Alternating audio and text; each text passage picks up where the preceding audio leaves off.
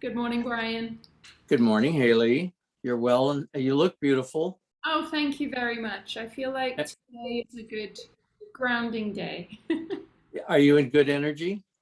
Um, I am in good energy. A friend was just asking me this morning how I am, and I was like, I'm good, great, and weird.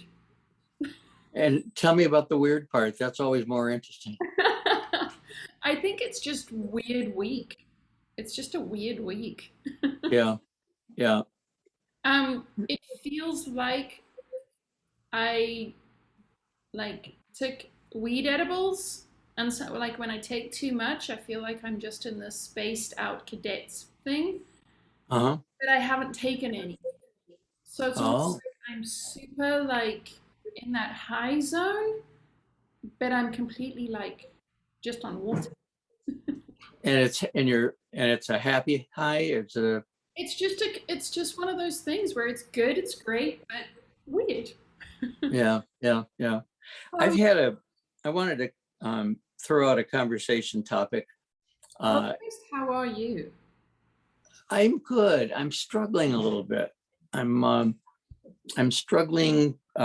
We have our nephew and niece who bought the place from us, and their three children, and another nephew and his fiance, and um, their two dogs, and our one dog, and so there are nine of us and three dogs, mostly trapped by bad weather over the Fourth. We had one nice day, and but the big challenge for me, and it's a tough one, is the loss of control of of what was my home, my summer home, Mm. and uh, and I feel like I'm doing a good job of graciously stepping aside, but it's not easy.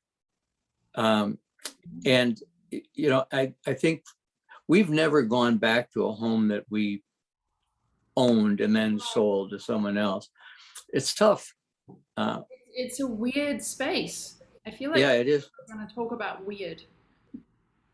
And uh, the emotional investment that I had in the house and in the grounds and in the town um, are challenged by this experience of not owning. You don't own it. You're just visiting. You're a guest. And there's, I think, part of the withdrawal is to protect myself, from being hurt, from feeling the pain um, of. There's a lot of loss, you know, the loss of our savings loaned to people up here uh, who squandered it and aren't paying back. The loss of the house, the whole issue of aging and being surrounded by people who are really busy on their iPads doing real work that they get paid for, and then reminding myself that they're 30 to 40 years younger than I am, and that I need to remember that we're not all the same age, Mhm. and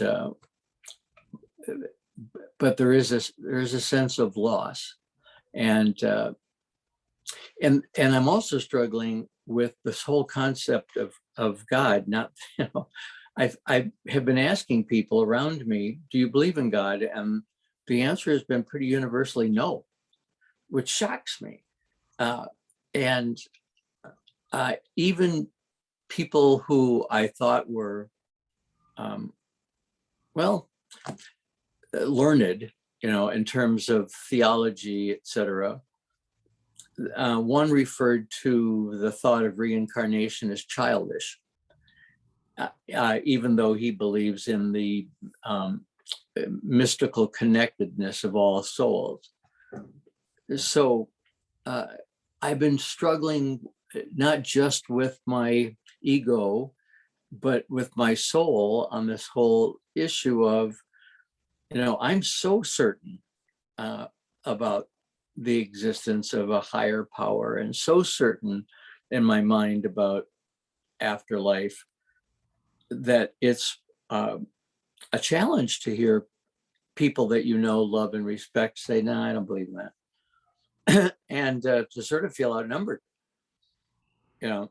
On an island. Yeah. Uh, so, and then I sort of think, okay, so how would your life be different if you hadn't believed all along in a God with whom you have a relationship? How would your life have been different?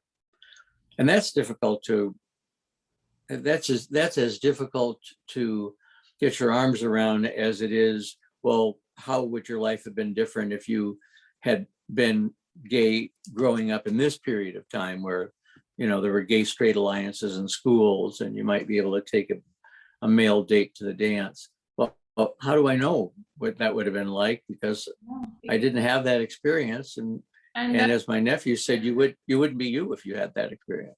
well, things are definitely good, great, weird. Um, I,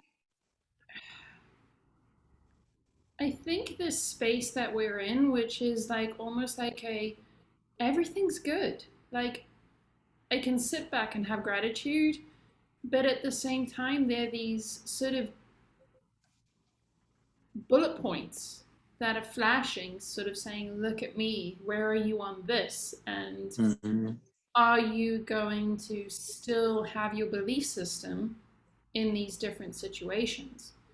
Um, mhm, and I think, it's interesting, some of the things that you mentioned today, although the experiences are different, it feels like the feelings that you have are similar to the outcomes of the experiences that I had over this last week. And I can't even imagine. I think it's weird that you sell a house and then you go back into it. Like, how do you navigate that? There's no, mhm. how many people actually do that? It's not like there's a Yeah. book out there or some kind of self-help guide to say, if you sell your house, this is how you now participate in the house. Um, Mhm. and then to have so many people at the house too, so many beings, because I mean, you got the dogs there too, and the kids. It's a lot, man. Yeah. Yeah. A And lot. almost daily dog fights. I think I the got in the middle. I got in the middle of one and got bit a couple of days ago. oh, I think The older brother is very jealous of Lincoln, and he doesn't want Lincoln around toys or oh, even me. I got in the middle of it. I think in some of these situations, being able to be kind to yourself and rather than going to that place of I should be doing better, I should be navigating this better, I should be doing this as like a Buddhist monk, just sailing through this and be like, I'm so happy. I think the fact Right. that we can sit there and go like, I'm totally out of my league here, but I'm just going to do the best I can is actually the best response. Yep. And I think the bigger test there is to are you going to give yourself some gentleness and say, I'm doing a really good job? Or are you going to go on that harsher side and say, I should be doing better? Mm. Yeah, I think that's really good. I think, and I've been trying to do that. I try to think through. Okay, why are you feeling the way you're feeling? Why aren't you laughing more? Why aren't you enjoying this time more? Uh, why is it a constant processing for you? And jockeying on your feet to create safe space or to keep harmony, Mm. because there's so many opportunities to clash uh, and struggle with control. And I feel like I've done a great job in letting go of that. But I also am a strong personality, and it's pretty, wherever I go, there I am. So even if I accept that I'm not still the owner, my bigger than life persona, can be intimidating. I would think challenging. I, I think we raise the bar on ourselves so high and continually. So, just to sit back and be able to be like, I'm doing a really good job is really hard for us. And sometimes that's the lesson. Hmm. That's the whole point of all of this is that maybe you're going through this process now so that in a year's time you can actually enjoy it. Hmm. remembering the basics. We chose this journey so that we could process, so that we could understand, so that we could step forward very confident that we had all the information, and now we could step forward sort of more grounded, more neutral. We have to live experiences that are upsetting, that are triggering, so that we can have that understanding, so that we can get the information. Mhm. Yeah. And so pivoting over now to the discussion of God, and the idea of getting the information, um, even if there isn't anything, after, my body gives out, even if there's not a review, I don't regret believing that there is or was. It's comforting. I try to read as much as I can about the subject that I'm going to write about. And uh, I read that people who are well educated, living in large urban areas, uh, and logical people who are more left brain are less likely to believe there's a God. People who have what they call emotional intelligence, which being able to perceive feelings in others, being able to see what's going on and see where it's heading, which I've had since I was little. I that we're more likely to believe in a higher power. I'm about to publish, or I'm publishing this book called On Being Gay and Gray, and I'm trying very hard to make sure I cover every aspect of aging.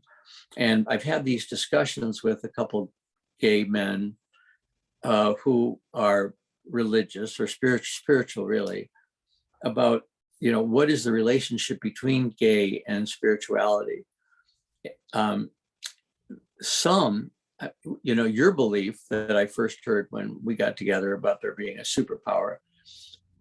I do like the idea that the coming out process enables one to enter a new consciousness of life, not just of yourself, but the process of letting go of security, to name yourself as gay or transgender, bi or lesbian, is to surrender all comfort, all guarantees of comfort in your life. That doesn't mean you won't have them, but at the age that you're doing it, often it does mean that you're going to lose your spouse, your children, your job, You're going to your have a time without. but the process of doing it, of mustering the courage to do it, uh, does take you to a new level of consciousness, just as you were saying a moment earlier, that these experiences prepare us for something else. But does my being gay uh, influence um, that consciousness, or was it just the process of dealing with difference that raises my consciousness? Does my empathy come from being a gay man, or am I gay and have empathy? Are you following? I'm following, and I'm just thinking to myself, amazing questions. Yeah. Um,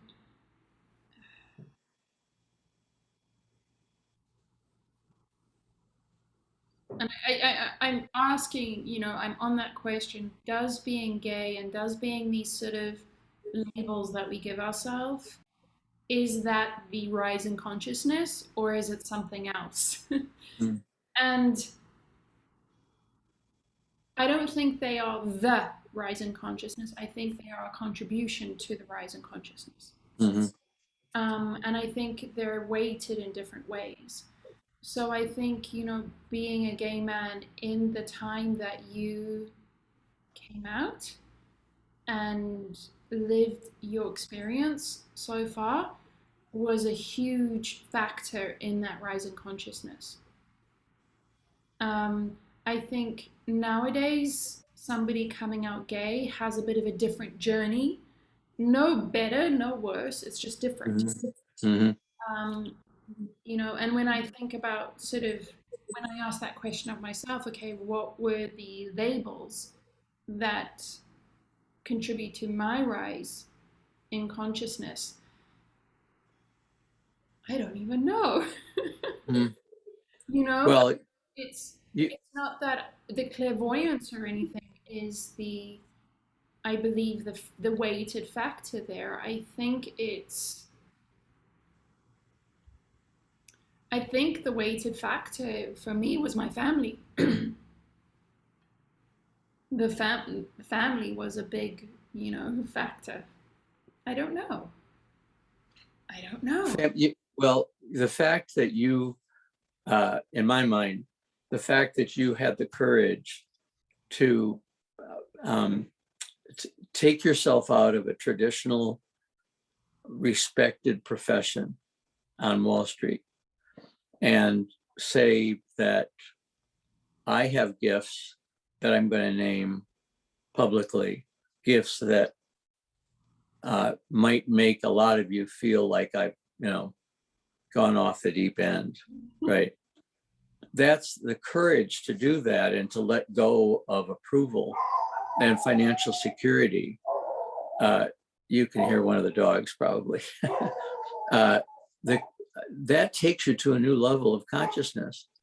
And I was just thinking that, I agree with you that coming out is not necessarily the consciousness raiser, although it takes a lot Yeah. for you to, what does it mean to be a man? What is it, am I normal? Am I intended by nature? Uh, uh, is this love that I have beautiful, or is it, disordered? Because all around me, I have sources telling me, people in authority saying, oh, still who you are is a sin. It's not blessed by God.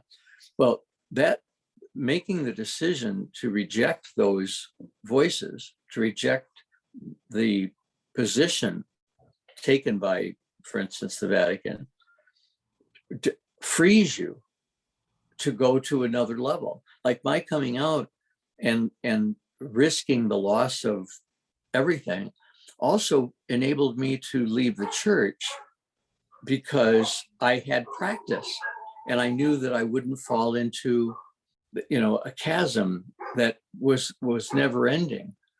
So that gave me the freedom to explore other faiths. So I'm not bound by convention. And it's so weird. And I wanted to go back to the God question where, talking about a lot of people now don't believe in God. And but in that statement, we don't believe in God, there's a lot of contradictions. Like, okay, if you don't believe in God, how can you believe in this? And if you believe in this, how can you believe in God? Um, I had an experience this week where I was filling out paperwork to get my start getting residency here in Mexico, and one of them is your religion, and I was like, all of them, and she's like, oh, so you're an atheist? I'm like, no.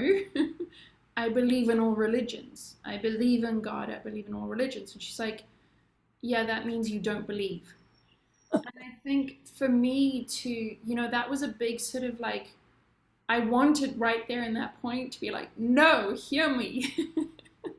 hear Who my. was this? Who was this person? Was it an immigration person? No, it's just somebody that was helping me fill out the form. Oh, Yeah, okay. it's they're kind of like um, a service that you pay that Oh, figure out the forms because all the forms are in Spanish and they know the process. So it's just easier for me and saves me a decent amount of stress to just uh-huh. somebody to help me. Um, so I had that moment where I was like, and breathe, no matter what you say, nothing is going to be heard. Mhm. And, it comes back to that question of what do I believe? And there has been, I feel like this entire year has been this contradiction question about if you say you're doing this, how can you believe this? And it's always the fingers pointing back at me. Are you being the contradiction, or are you being consistent? And I've had similar moments where I'm just like, shit, am I believing in the right thing? Does it matter what I believe in? And for me, that's again the question comes back for me: am I being consistent? Because every moment that I don't believe is a moment that I doubt myself. And by God, I know, I know, I know in my experience, in the way that I've lived my life, in the way that I have experienced my life, I know there's a God. It's not a believing thing, it's a knowing. I know that there is God, there is a God. And when I say God, sometimes that God is masculine, sometimes it's feminine, sometimes it's both of them together. But there is a creator that is created existence. So when other people are around me that are having a different belief in terms of what that means to them, again, it's a moment for me to be like, I'm solid. You can say whatever you want. You're not going to shake that core belief, that core knowing of mine.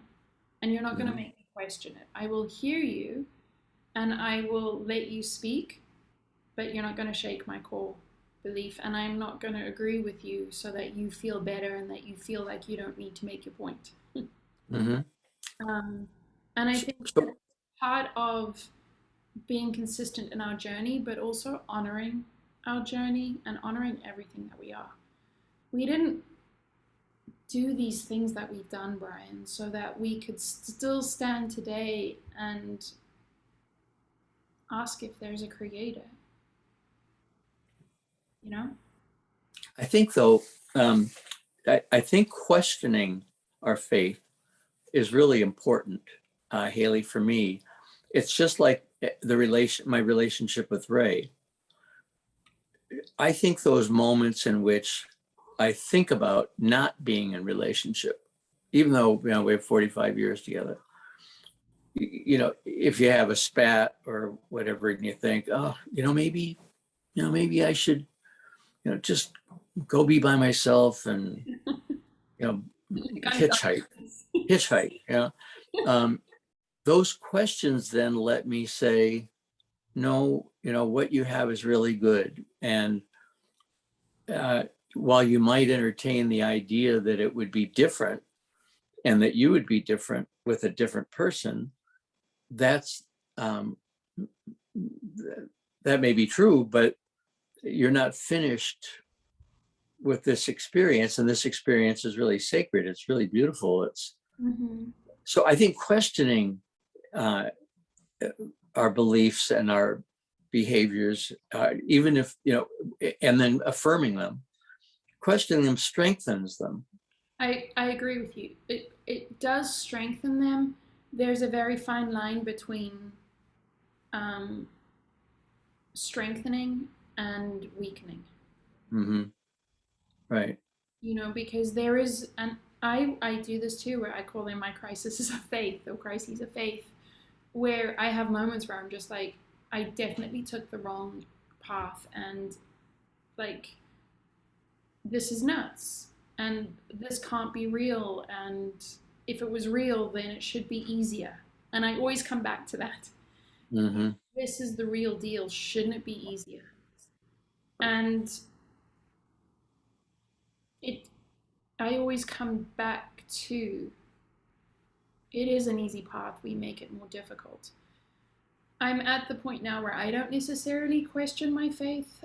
I'm open to hearing people question my faith and question their faith because it does allow me to be like, oh, no, I'm good. I'm good. So it's an interesting, I don't know what the word is there, or if I'm talking about the same thing, if that is questioning or just Hmm. being open to listen while still Haley, being solid. I don't know. Haley, when you say that it's not faith, it's not a belief, it's knowing that you know. Can you talk a little bit about the give examples of how it is that you know? How do you know that there, from your life, that there is a higher power, a universal creator? Every heartbeat, every breath. I think I know that sounds really loosey goosey. Those are my key reminders that I am of something bigger Mm, and bigger than humanity. Greater, I think, is a better word. How do I know that there's a God? Because despite what everybody tries to make me see and make me think and make me believe, every time I've stood on the outside and asked to be shown the miracle, asked to be shown the light, I've seen it. And I've seen it in physical form. Uh, mm, I also, in my own life, things happen where I'm just like, this isn't what everybody else is saying is awful.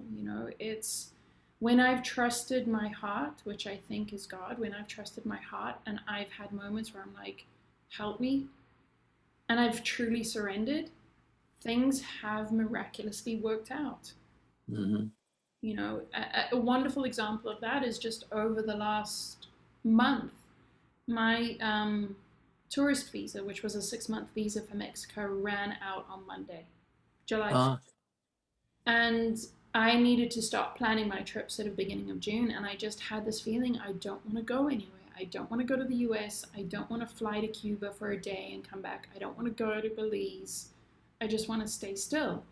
And every time I checked in, it was stay still, don't book anything. And every time I checked flights, they were super expensive and I got panicky. So I was like, I'm just going to wait for the right moment. 2 weeks ago, the Mexican government came out and changed the rules on the immigration. huh. So now I went from having a 6-month tourist visa to a temporary residence card for 2 years. Oh, well, To me, that's God. I know that people will be like, no, that's just luck.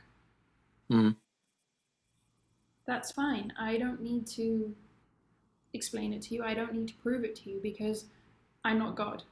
I can't prove these things to you. These are things that you have to experience for yourself. The question is, are you open to experiencing them? spirituality uh, versus religion is um, the individual search for meaning in their life, right? I mean, and it's very individual. So while you have that experience of the change of law in Mexico as proof, and that's your life experience. Others look at it differently, and there's no sense in arguing about it. It really isn't because, again, you know, am I going to be the contradiction? If I believe in God and if I believe I am of the all as you are of the all for me is the creator. Mm-hmm, Both genders, mm-hmm. both sides of And the spectrum.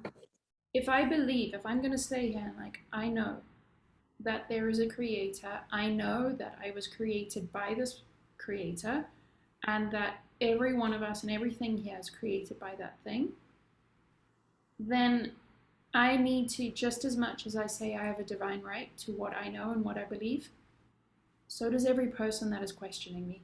So does every person that is doubting me. It is, again, if I trust that there is something greater than me, it is not my job to then stand in God's shoes and say, I need to prove that God is real. It's not my job.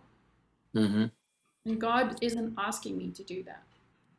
I don't think He's asking any human to prove that He exists because, like you say, it's a completely spiritual, unique, and personal journey to experience life in the way that you experience it.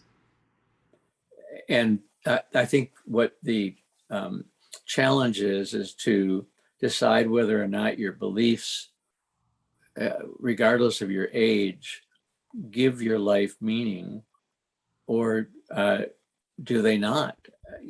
Do they enhance your experience of living, Right. or do they not? And, And are go you? ahead. Are you happy? I, I think that's the greatest measure of the success and the authenticity and integrity of your belief system. If you're happy, if you're at peace 90% of the time, I think you're on the right track. Hmm. If you're miserable and you can only focus on the worst case scenario and protecting you just in case the worst thing happens, in my definition of how I want to live my life, that's not happiness. Hmm. And there's a difference between being happy and at peace, right?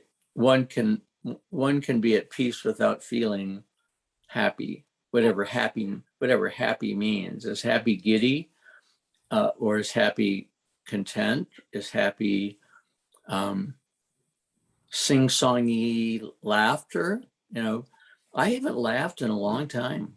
I laugh, try and have a really good belly laugh once a week, and it has been a while since I had a good belly laugh. Yeah. I mean, a while is a week. And I created this little chat with some friends where we purposely share things that we got a belly laugh from. And we've all been super quiet. And I was like, hey, what's going on? Where did the laughter of the world go? So we're having to find different ways of finding laughter. And yesterday I cracked myself up while I was being interviewed by the immigration person completely in Spanish. And I was just like, thank God I had my mask on because I was like, could not stop. And it was just something completely silly, completely inappropriate that I was, Uh-huh. that's the most hilarious thing right now. Thank you. Um, Hmm. but I wanted to go back. You asked the question, what's the difference between believing and knowing? For me, believing is a very deep heart feeling. No, sorry, knowing. Knowing is a very deep heart feeling. It is a feeling that I can feel like in my core. It's a core feeling and it feels strong. It feels unshakable. It feels like once that is sparked, it resonates throughout my entire body from the center. A belief for me is something that is still sitting up here and I'm still questioning. I'm still learning. I'm still in that process of evaluating. And then there are times where those beliefs do sink down. I'm like, that is now a knowing. And have you had the experience of knowing and then deciding that that knowing needs tweaking?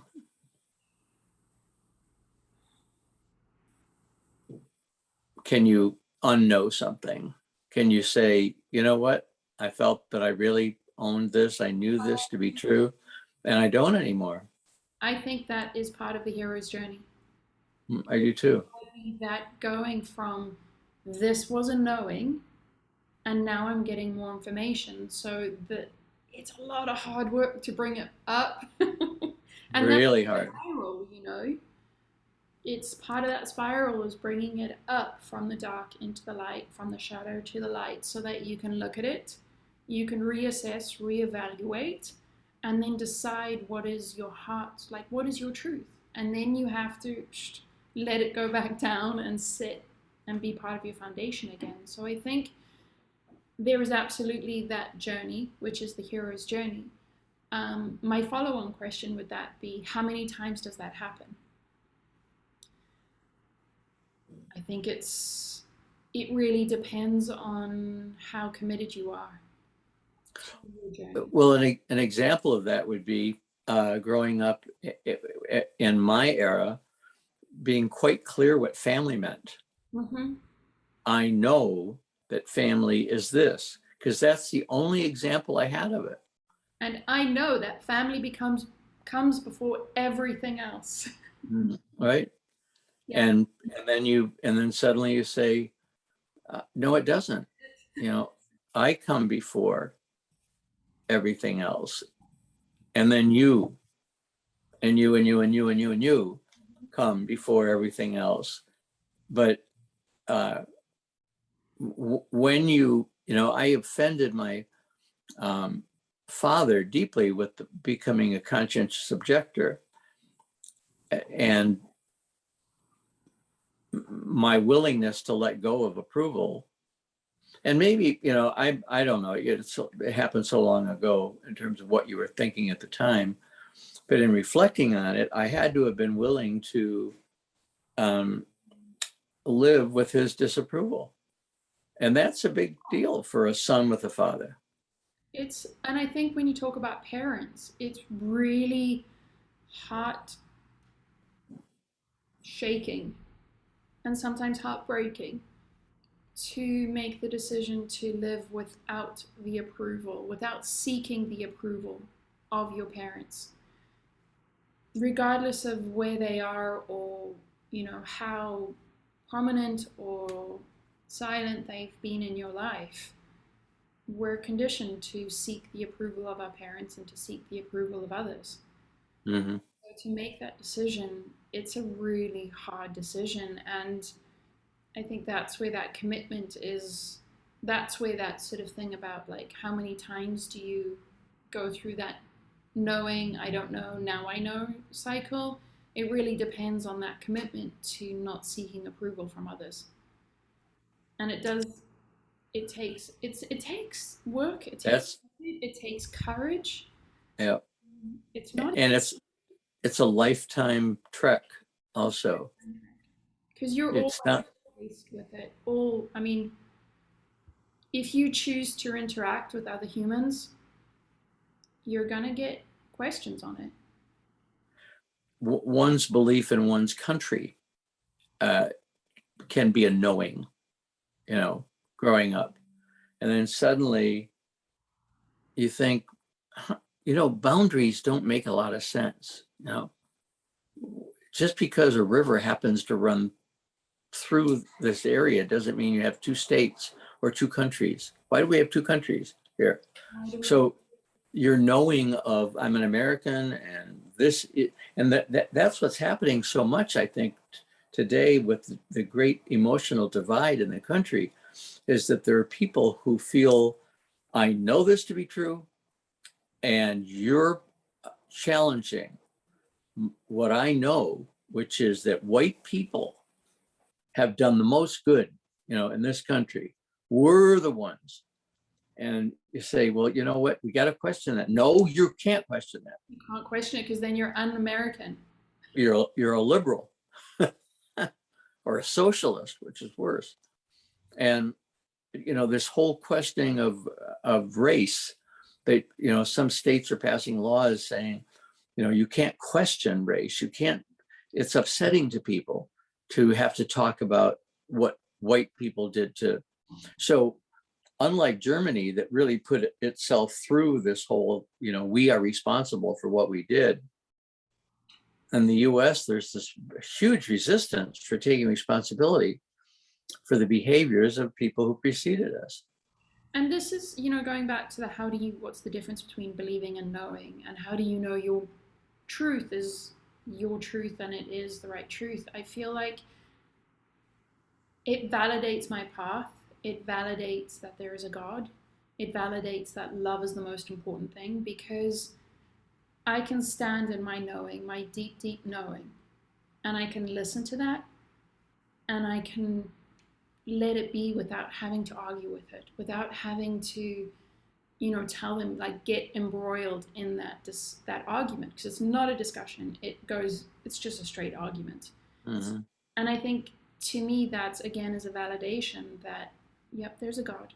Yep, this is all about love, because I can do it.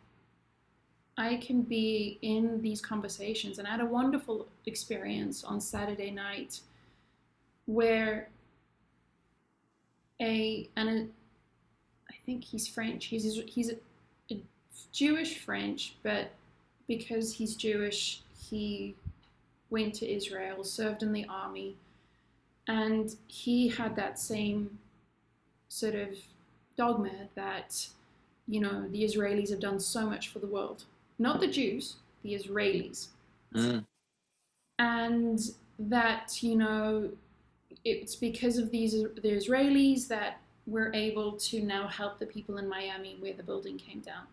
And I was like, interesting. In your idea of it, the Israelis have done so much for the world, you've completely forgotten 7.3999 billion people. And he also had the very clear idea that anybody that was not an Israeli, again, not Jewish, Israeli, what were his words, was less. They were not chosen, that they were not God's people, that anybody that were practiced Islam was a destroyer, was destructive, deserved to be killed. And I was Mm. listening to this and I was just going, no, not my thing. And there's nothing I can do here to say anything. It's not even worth me saying, I think you might be wrong. All I said, I honestly listened to him and I was like, should I walk away and not accept this conversation? And I listened, and at the end of it, I said, those are not my beliefs, but I do respect your right to believe that way. And I told him, I was like, we can talk all you want. You will never change my mind. Was he a client or just somebody you met? A networking event, which very much turned out to be a very um, stereotypical expat event. Oh, When huh. it was that, I have found in my travels that a lot of people that have left the US want to create mini USs outside of the US Oh, and are very opinionated in their idea of what works and what doesn't work. So I'm not quite sure why they even left the US. Um, so it was a very opinionated networking thing where I really didn't talk much. I was just like, interesting, interesting, interesting. And then I left. I was just like, yeah, probably won't do any of these again. was it a virtual or was it in person? It was in person. Oh, In person. So it was very interesting because everybody there was, there was not very many people of color. It was pretty much all uh-huh. white privilege too.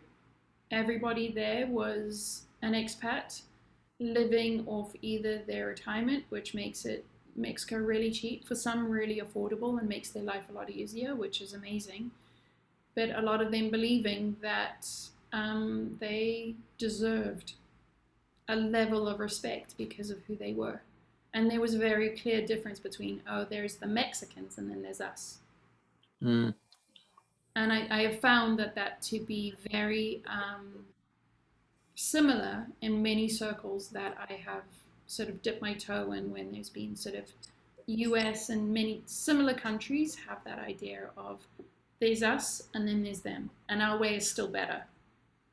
I had two thoughts. One, I'm interested to know, people who think that way. Is it because they don't speak Spanish and they then therefore need to create an island of identity because they feel threatened by the language they don't understand?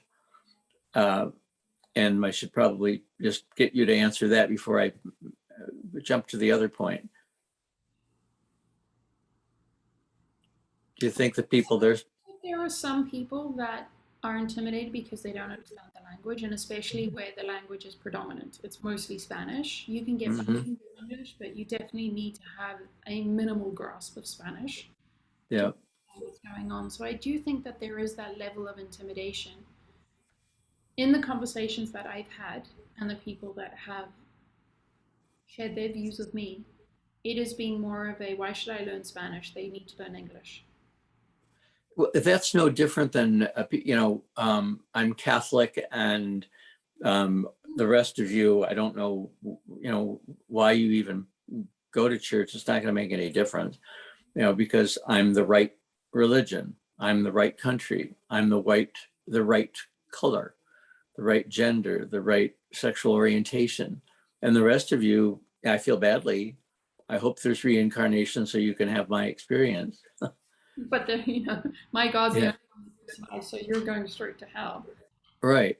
Um, but going back to belief versus knowledge, one of the things that I picked up from one person was that they really relied on science for knowledge, to know, and would think of theology or spirituality as belief, but not something that you can know. You can't know it.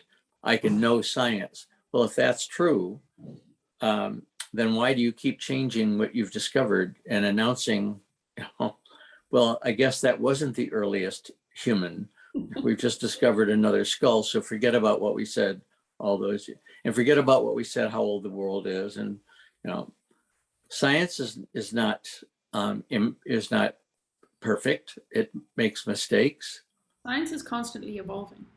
Mm-hmm. And I love science. Yeah. I love science. I mean, just last week, no, it was, yeah, last week and into this week, I've spent hours going down and understanding um, acoustic levitation and understanding how sound waves move things. And this is science. There's sonar, there's all these different kinds of sound waves, and what kind of sound waves come together to actually move something like water, like, paper, solids. Um, and again, it's amazing, constantly evolving, because what science knew 30 years ago, you couldn't move things. Solids couldn't move them. Now we're proving, because we're evolving as humans, we're now catching up and able to create the technology to start catching up with the universe. Um, I'm super interested in science because science for me is that proving point in spirituality. How do I you, Hayley, how do you reconcile science with your belief in the power of the planets to impact us? I mean, you're a firm believer in. um the power of planets to impact us. I always ask the one question: do you believe in the sun? Do you know that the sun creates life? If the sun left tomorrow, would we be able to exist? The answer is no. Everybody will universally, unless they have a very interesting belief system, will say, if the sun never rose tomorrow, we'd be in a lot of trouble. Mhm.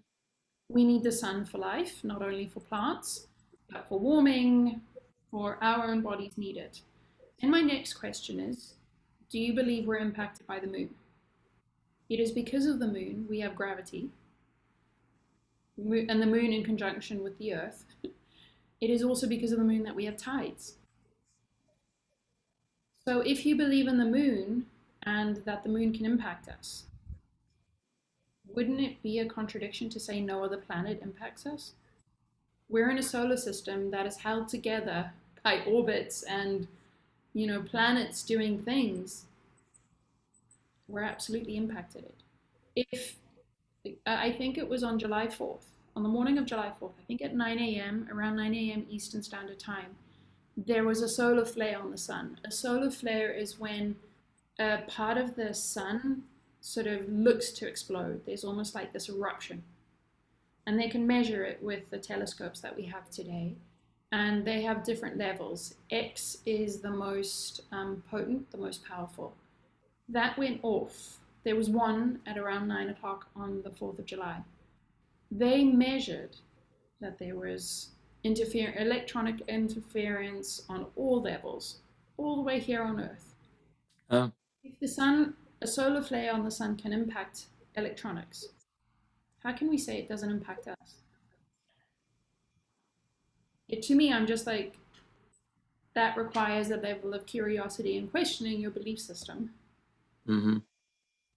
Um, it's so I think astrology requires everybody to question it. Astrology, astronomy requires everybody to question and be like, all right, if I believe that the sun and the moon can impact my life, how can I confidently say that none of those other planets matter?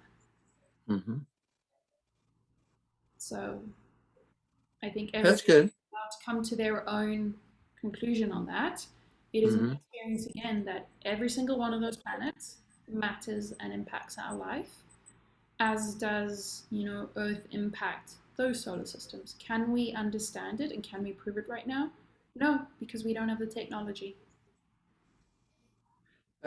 Astrology can be like Spanish for me, because I don't speak it.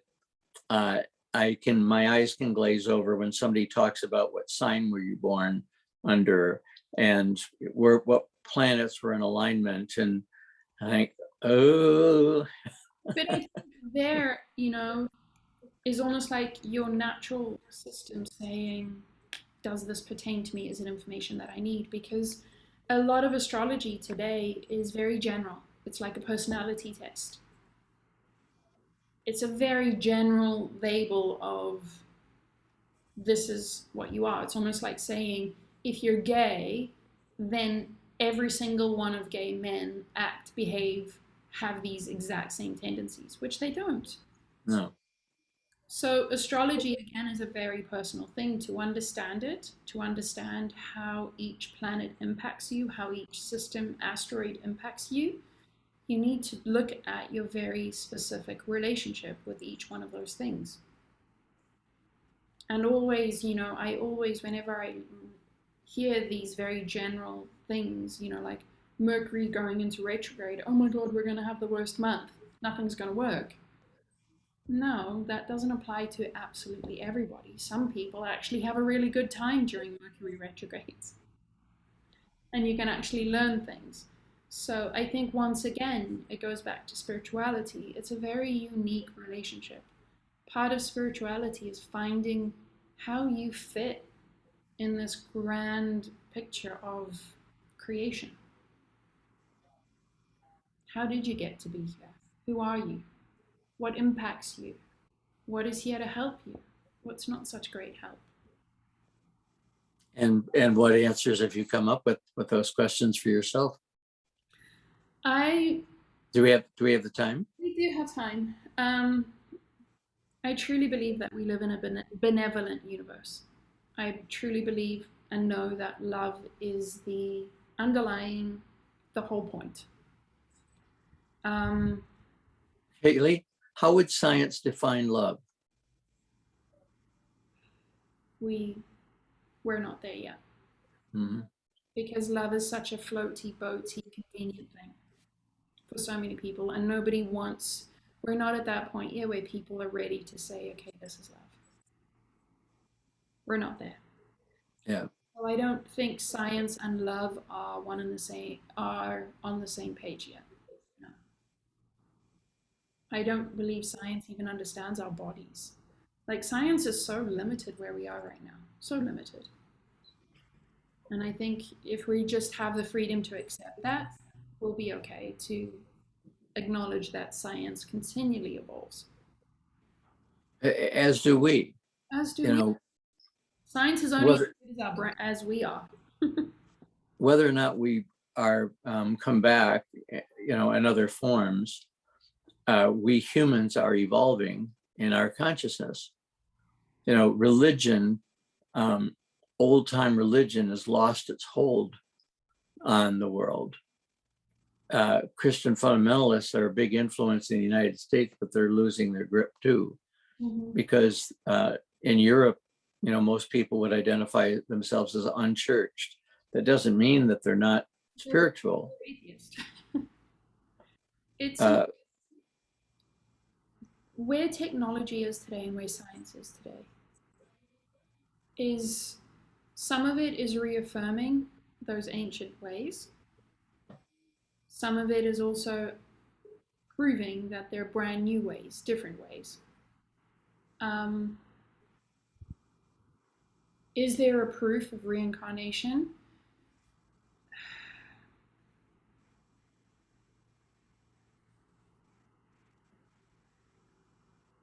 Yeah, yeah. Hindus believe in it. They believe in the reincarnation, right, of the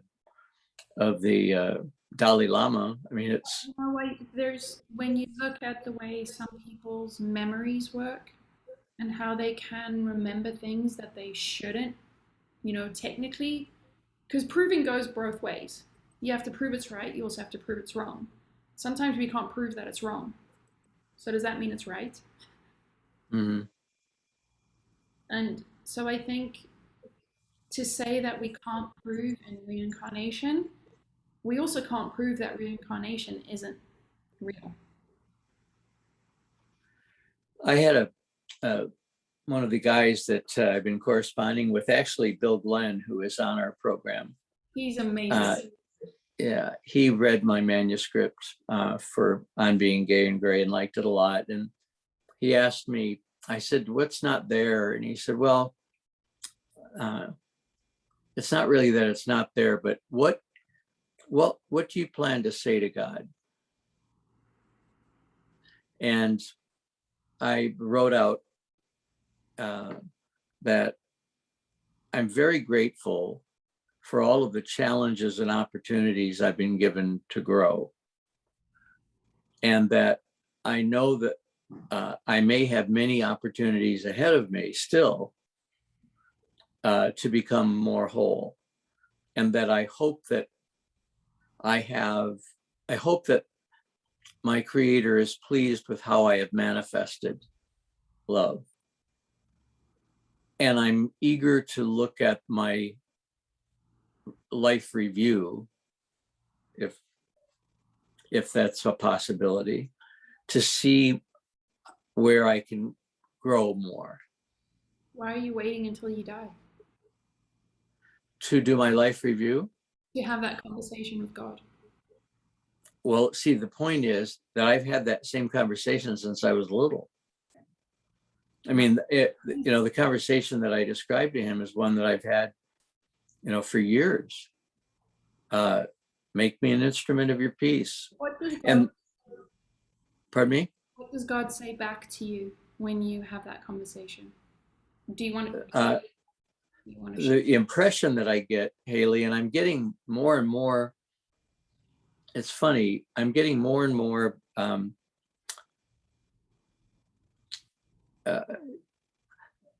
voices are coming to me with increased frequency. Not, your Aunt Margaret wants you to know that there's money under the mattress, not that. But I had this strong feeling from Ray's parents to tell him that they're very proud of him.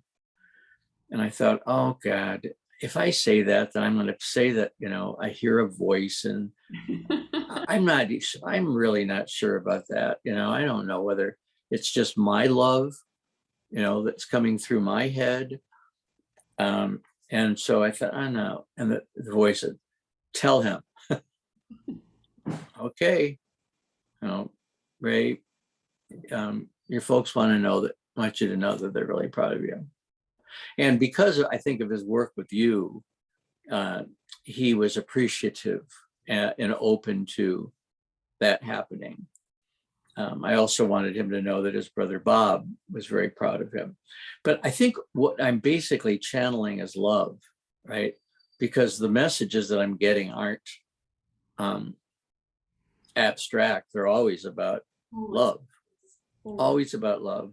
And that's why when we had our guest who communicated with spirits from the other side, one of your colleagues, my question is, well, what is the consistent message? I would think it has to be love. Once you pass through to the other side, and I assume you're enlightened. I assume that at that moment you suddenly have an aha, that people like Jerry Falwell, from the moral majority think, holy crap, was I off base? Were they awful, or were they doing the best they could for that life? Well, they were doing the best they could, but some of them were mean. They just, and they used their position, a powerful position of being a minister, to not do good, to say things that weren't kind. And that's not their best. That was more of the ego. And maybe part of I know we're running out of time, but maybe one of the questions we can talk about in the next edition would be about when you pass over, are we all at the same level of consciousness? Of consciousness. Because there is a difference between consciousness and the amount of love that And the soul is open to. and And I would say there's a difference between consciousness, Haley, and the evolution of the soul. I agree with you. I'm with you on that page too. And, I just kind of introing the next discussion that we have. I I don't call them my colleagues because I'm not in that pool. Absolutely. I don't want to be associated with that. But there are a lot of people that are saying that they are channeling God and they're channeling the creation, and they can see what's going on out there, and they're perpetuating this idea of a massive battle between good and evil, and that they're evil aliens trying to use humans as free labor, all this kind of stuff. Yeah. Yeah, that sounds like a good movie, but To me, that raises that whole question about, like, are you in alignment with truth and belief and knowing here? If you're going to say, I believe that there is this greater energy out there who created me and we should all be loved, but I'm also going to perpetuate the story about this massive battle between evil and good and we all need to go to war. Like, where's love? yeah, and the battle is within me. The battle is It, within, it is not outside. yeah, it's my battle is not with you. My battle is inside me. You know, And I are think we? uh, Yeah, it's an interesting, because that is also my trigger where I'm just like, oh man, this is an uphill slog. it is. It's hard work. And to, a lot of, for me, I'm just like, man, I was just getting comfortable with what I'm doing, and now I see this, and now I have to prove that I'm not that. So it's an interesting journey, this lovely life. Yeah, but what you said in the very beginning, uh, uh, I think is a good message to end with, and that is um, to tell yourself that you're doing the best you can, and On the right, and to yeah, you're on the right path, even if it doesn't feel that way. That you do the best you can, and you let go. you let go, and I think, you know, my greatest advice to people is, how do you know you're on the right path? If most of the time you're happy, if most of the time you're in peace, if most of the time you can settle into love, you're on the right path. And most of the time being like 90% of the time. Mm-hmm. Less than 90, I would definitely say, get some help or double check you're doing the things the right way. You're doing things that honor you. That feel. As we unwind, even with things being a little shaky now, overall, would you say that at least 90% of the time you're in some form of peace, in some form of love?